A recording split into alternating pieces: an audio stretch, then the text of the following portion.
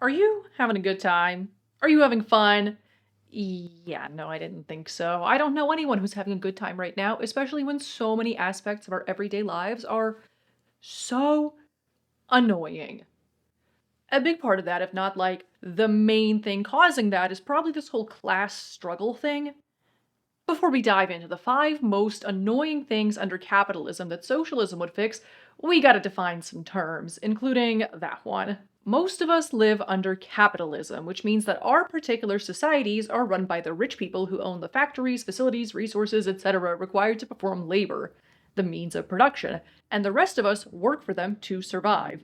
This system is built on profit, so goods and services like healthcare, housing, and even food and water are treated as commodities to be bought and sold rather than as basic human rights. You need to have money to access them, and if you don't have money, you're cooked. This leads to a lot of inequality, inefficiency in resource distribution, waste of resources, and waste of human life and potential due to those inefficiencies, all of which leads to a lot of unnecessary human suffering. This system works for these owners by design. Under it, there's an ongoing class struggle. The owning class wants to provide us with enough resources to be good workers so that we can keep increasing their profits. They also don't really care if their wealth is made at the expense of others, which is a feature and not a bug of any system that is predicated on maximizing profits. The rest of us just want to live good, dignified lives and have stable access to the resources we need to thrive, have autonomy over our lives, and, dare I say, be happy. I'm sure the owners want all that too, but like they can already do all of that because they have more than enough money to buy material stability and an abundance of resources, which tends to be the precursor to having all that. And the system literally works for them by design. And they're still not happy. So we live under a garbage system that prioritizes profit over people, and it turns out that a system that's designed to extract as much profit as possible, regardless of the human or environmental cost, is not going to really output good results, especially when it comes to mundane everyday life, and will instead just make a lot of things unnecessarily annoying. We could do a lot better.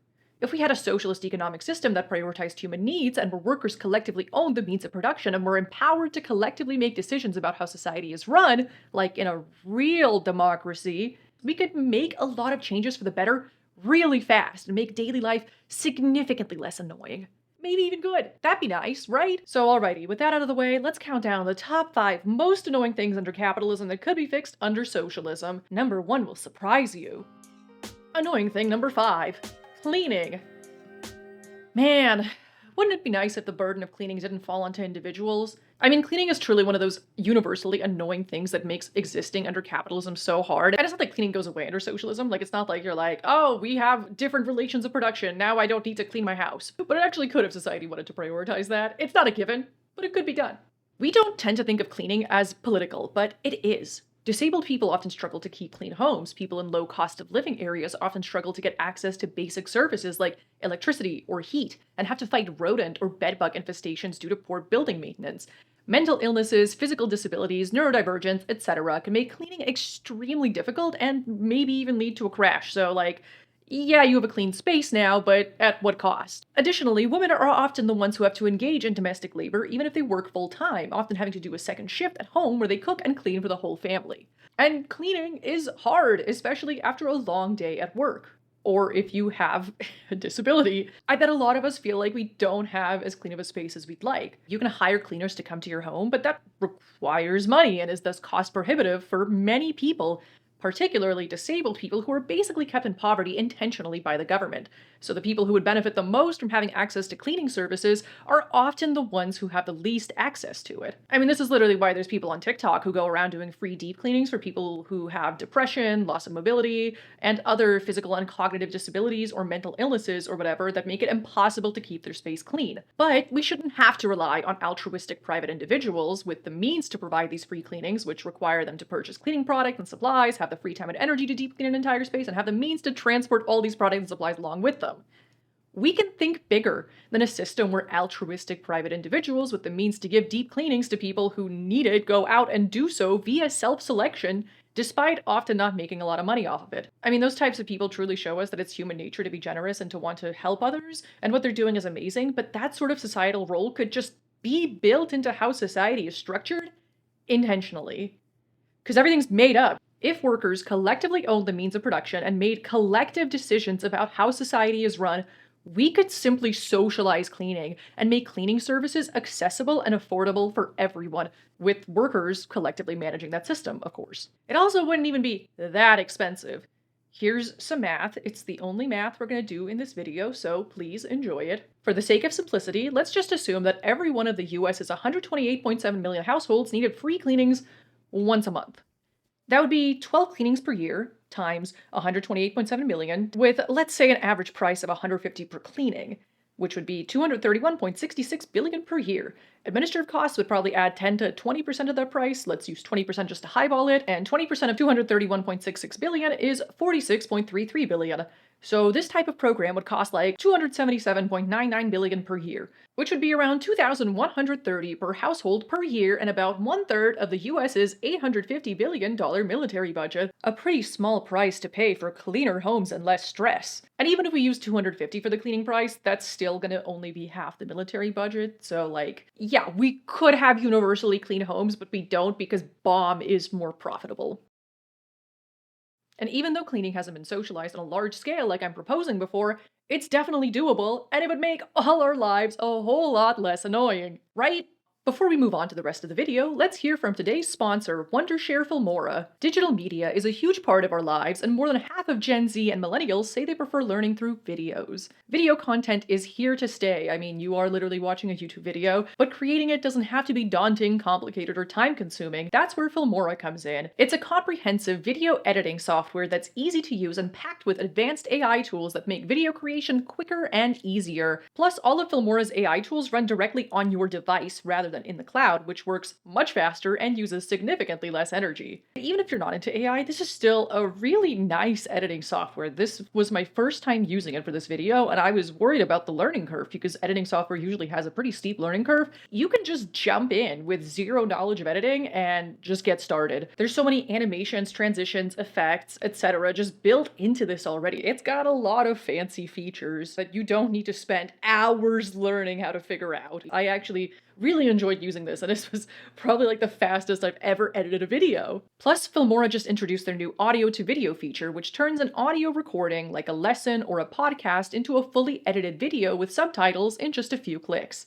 It's perfect for educators and really anyone who wants to make content but doesn't necessarily have the time to learn all the fancy editing tricks or find the perfect B-roll. If you want to join thousands of other creators in speeding up your workflow, you can download Filmora for free and try it today. Check out the links in the description for Filmora Desktop and Mobile. Thanks Filmora for sponsoring this video. Alright, now back to the video. And yes, I absolutely see the irony in this being a sponsored video. However, I do not exist outside this system, and it's the relations of production that are the problem rather than specific technologies. If you have any problems, take it up with the relations of production. If you're here, I assume you have a problem with the relations of production anyway. Annoying thing number 4, cooking. We need to eat to survive, and if you don't eat enough, you die. Which is bad. That's the thing we want to avoid, right? And if you constantly eat foods that are not good for your body, like the ones you can't process that well, or that give you tummy troubles or increase inflammation or whatever, which is all very individual, it makes your health worse than if you ate stuff that your body likes and has an easy time processing, and that makes you feel physically good. Not everyone has access to the foods that make them feel good all the time, be it because they're living in a food desert and can't afford to drive somewhere where they could buy fresh produce, or because they simply don't have the time or energy to cook, or because it's just way more difficult and expensive to eat a healthier, nutritionally denser diet than it is to eat a high-calorie, low-nutrient diet. Also, eating a diet that's calorically dense but not nutritious can lead to issues like diabetes or heart disease down the line, which disproportionately affects impoverished communities. And I assume it's probably something you want to avoid if you can. Yeah, there's a genetic component to it too, but it's also environmental. It's all connected. Healthy, high-nutrient food is more expensive than cheap, calorically dense but not nutrient-dense foods. So only people with a certain level of privilege have access to healthy food that makes their body feel good consistently. You need to have enough money to afford groceries, you need to live in or have access to an area where fresh, nutritious food is available, you need to have the equipment to cook, you need to have the time to cook, you need to have the cooking skills, you need to have the physical ability to cook, and you need to have the knowledge required to distinguish which foods are good for you and which are not. And not everyone has all those things. And even people who have all those things don't feel like cooking sometimes. Also, there's probably a lot of people out there who have food intolerances and sensitivities that just don't have the means of finding out because they can't afford to replace their bread and pasta and other wheat things with a gluten-free variety, or replace their full-fat milk with a plant-based milk because real milk is way more calorically dense and cheaper than alternative milks or what have you. Some people can't afford to stop eating rice and beans for dinner even if it causes them GI issues because literally that's all they can afford. Food, like cleaning, is political, and the food we have access to is political, and right now, a lot of people do not have access to the best possible food for them.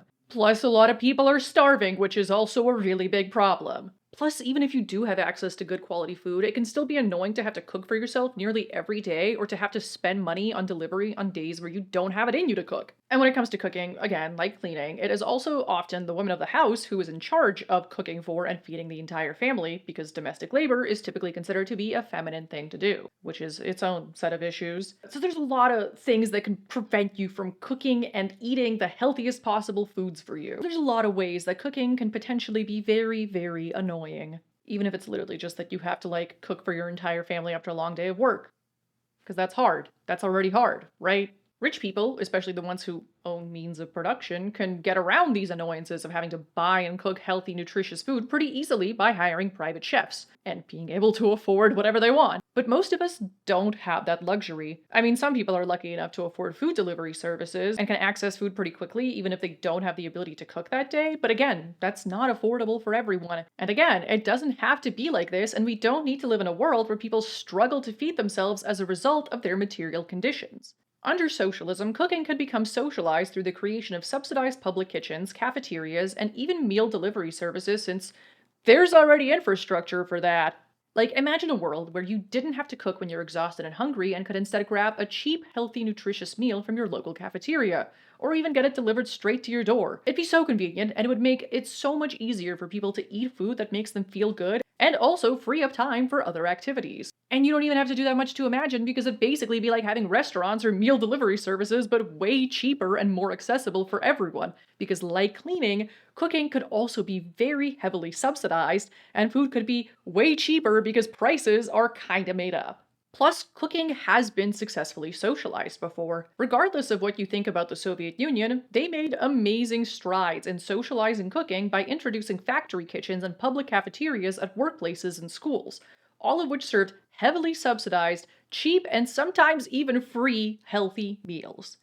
The system wasn't perfect, obviously, as food shortages were common, unfortunately, because of all the sanctions, but it showed that socialized cooking is possible and can have real benefits like making healthy food more accessible for everyone and reducing the time people, particularly women, spent on cooking. It's another great example of how everyday life can be reimagined under socialism and made a lot less annoying. I mean, wouldn't it be nice if during a particularly hard week, or even just a regular week, you could get several healthy, cheap, ready-made meals that you could just heat up and eat whenever you didn't have the energy to cook, and if your workplace provided you with free, healthy meals? And wouldn't it be nice if no one had to starve or get sick because they lack the resources to access good food?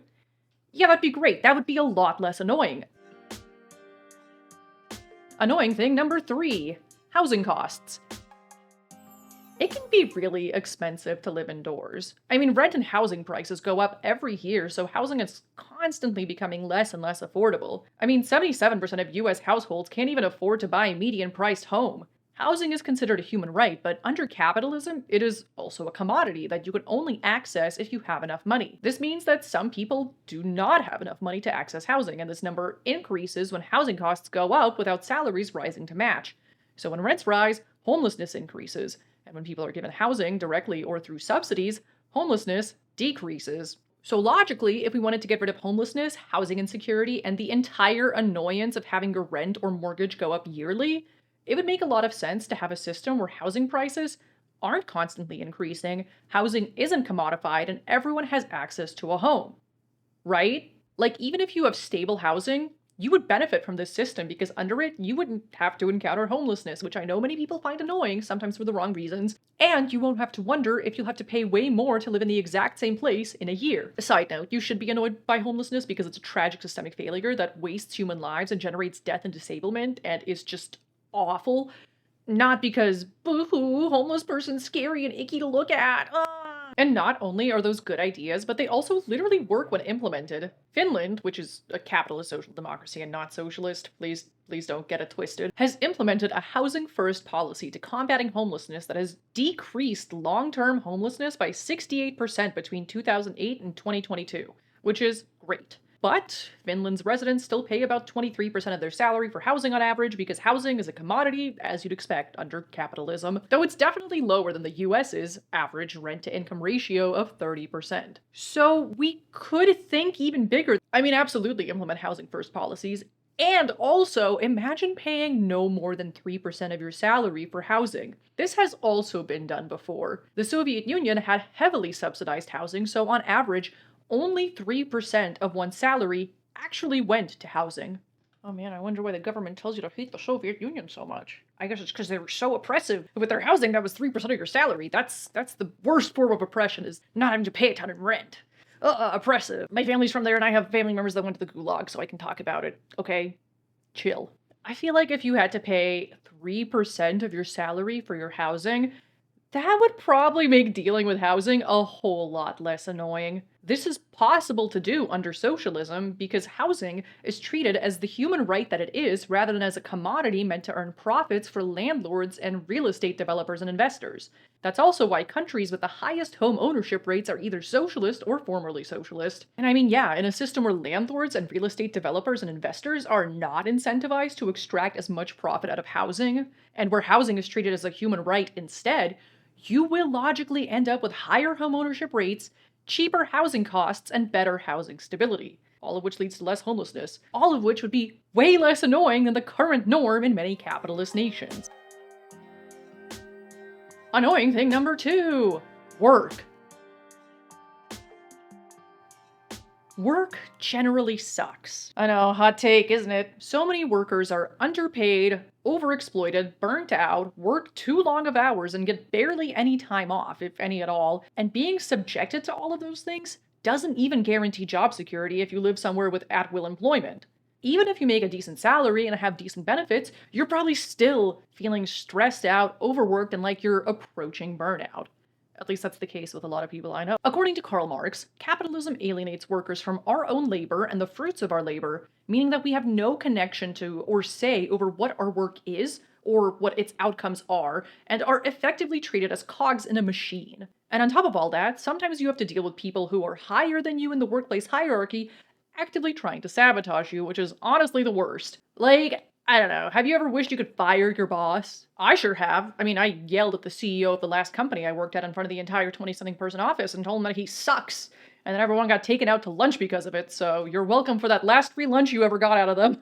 But like, bosses can be so annoying, and at worst, abusive. Sometimes they micromanage, mistreat you, yell at you, insult you in front of everyone, harass you, and if you're a victim of that, in a lot of capitalist countries like the US, you can't really do a lot to hold them accountable or get them to treat you better. You might be able to if you have a union, though. Unionize the workplace. I mean, you can stand up to them or go to HR, but you might not have a job after that if you live somewhere with at-will employment because they can just let you go for some unrelated reason, which I've literally seen happen in the workplace before. Like, that's a thing they do. And again, this is because under capitalism, it's the owner of the enterprise, workplace, corporation, means of production, whatever, who has the power in the relationship, not the worker, which is again a part of that class struggle we discussed earlier and completely by design. It is the owners who have the power to do things like decide to lay off a huge percentage of their workforce or to hire on new workers.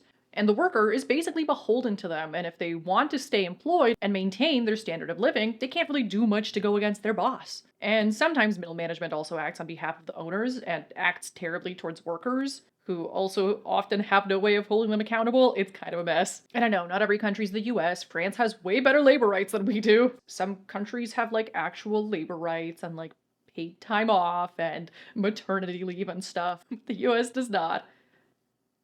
By design! Because again, they want us to have access to enough stuff that we can be good workers, but not so much that we have a good time! Haha! Like, a lot of the times, the best option workers really have is to join or form a strong union that could push back against capital to try to meet the workers' needs, which you should absolutely do if you can, but Even union members can struggle to make ends meet or have to deal with things like burnout and long hours in the great old US of A. In a system where workers own the means of production collectively, work sucks way less. Bosses become accountable to workers in large part because it is now the workers who are in charge of how the workplace runs, rather than like one guy or a board of directors or the enterprise's shareholders or whatever. Basically, it's the people working at an enterprise that are in charge of making decisions about how the enterprise runs rather than some unrelated group of people that make money off of owning the enterprise but who often have nothing to do with its day-to-day operations. It's actually part of socialism's program to have good labor rights, like making workers really hard to fire and making bosses a lot easier to hold accountable, which has also been done before. In the Soviet Union, workers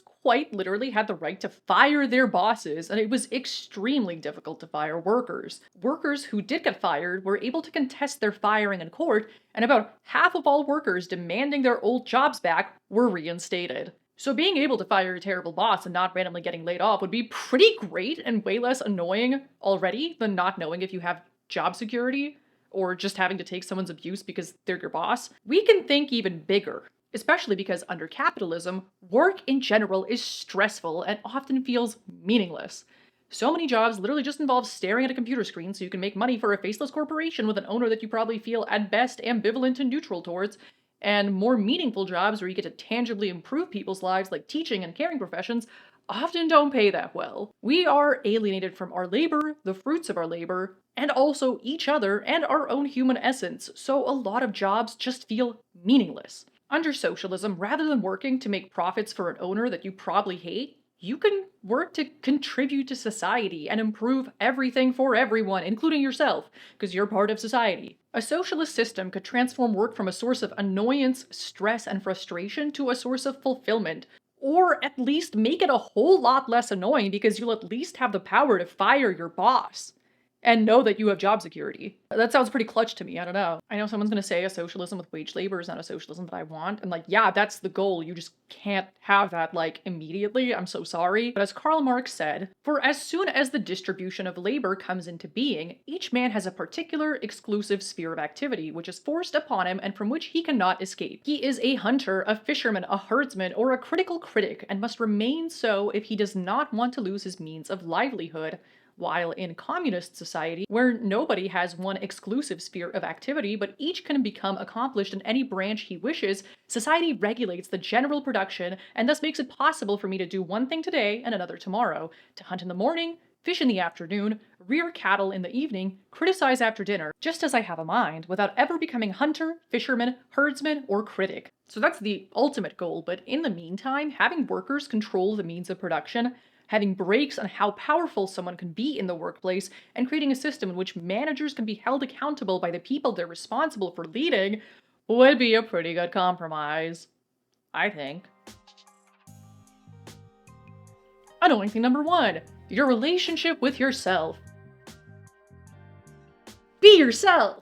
But also remember that you are a brand and always present yourself as such so you don't lose out on future job opportunities. Remember that every time you talk to someone, it's actually a networking opportunity for future jobs. And remember to keep upping your productivity because you are not valuable unless you are productive. Get on that Sigma grind set. Are you looking a little old? Buy this cream to erase any signs of having lived life. Or if you have enough money, you could always get some injections or maybe even a facelift. Are you taking up too much space? Well, there's pills and injections for that now too, if you have money. Are you not productive enough? Attend this seminar to elevate your workflow. Oh no, are you developing a mental illness from your capitalist alienation? Boy, I sure hope you can afford therapy to fix your broken brain. You are broken and you are definitely not enough. Keep buying more, consume, maybe then you'll be happy. How are we supposed to be ourselves when the entire world is constantly telling us all of that and convincing us that there's something wrong with us? We're not enough, we're broken, we need to spend money to be more productive, be younger, be fitter, be thinner, be less mentally ill. If you're not constantly improving, you are nothing. You gotta hustle, compete, be better than everyone, prove yourself,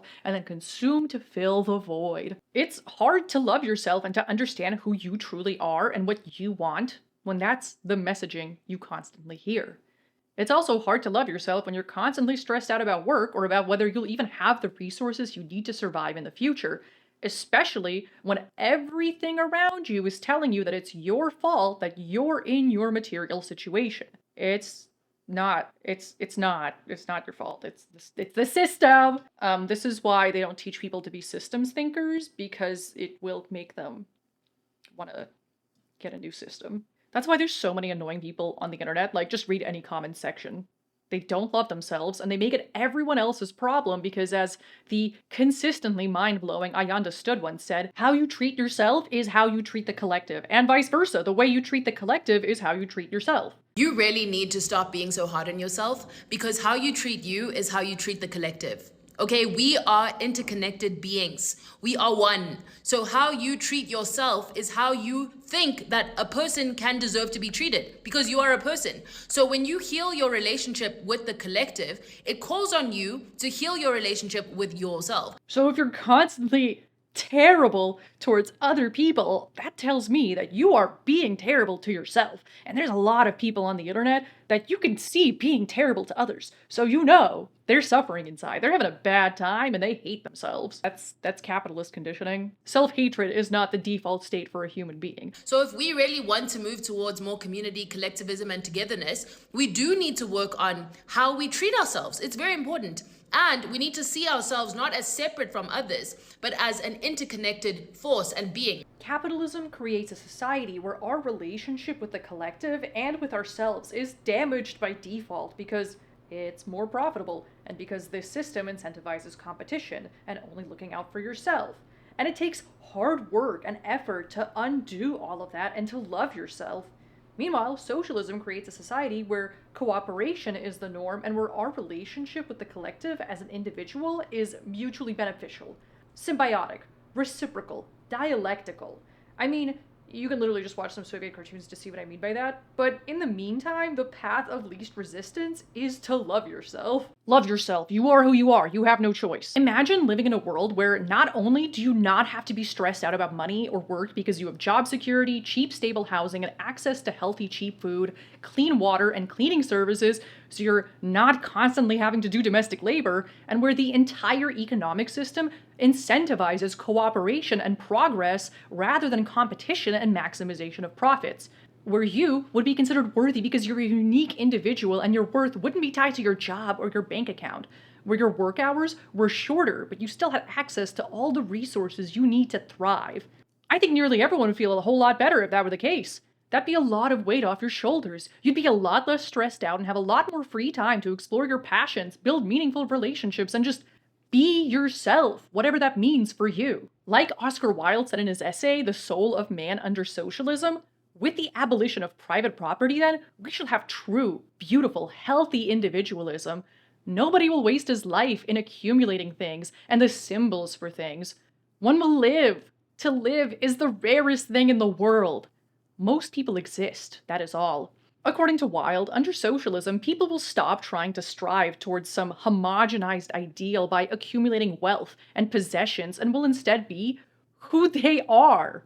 Under a socialist system, people could actually exert their individuality and find joy, happiness, and fulfillment through their individual expression. People could finally be themselves and do what they enjoy because, according to Wilde, for it is through joy that the individualism of the future will develop itself. Also, you won't hate yourself into ending capitalism. I'm sorry, that's just how it is. Love yourself, you are who you are, you have no choice. Conclusion. So, there you have it. The top 5 most annoying things under capitalism that socialism could fix. And there's way more than just these 5 too, but I would guess that domestic labor, housing, work, and your relationship with yourself are kind of universal annoyances under this economic system we have now. Capitalism thrives on making life harder than it needs to be and making us all feel like garbage. But it doesn't have to be this way. We could live in a world where everyone actually has what they need to thrive, and where life isn't quite so annoying and is perhaps actually good. Can you imagine a world like that?